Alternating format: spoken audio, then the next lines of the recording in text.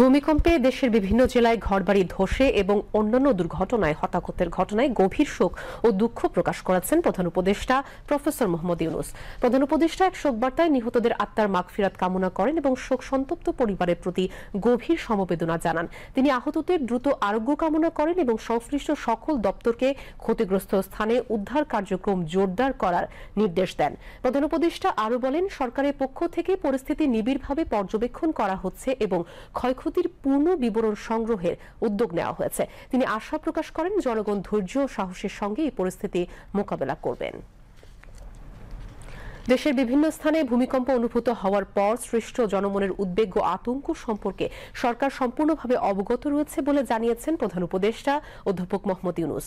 প্রধান উপদেষ্টা এক বার্তায় বলেন, পরিস্থিতি নিবিড়ভাবে পর্যবেক্ষণ করা হচ্ছে এবং সংশ্লিষ্ট সকল দপ্তরকে অবিলম্বে মাঠ পর্যায়ে নেমে সম্ভাব্য ক্ষয়ক্ষতি নিরূপণের নির্দেশ দেওয়া হয়েছে। তিনি বলেন, জনগণের নিরাপত্তাকে সর্বোচ্চ গুরুত্ব দিয়ে সরকার প্রয়োজনীয় সব ব্যবস্থা গ্রহণ করছে।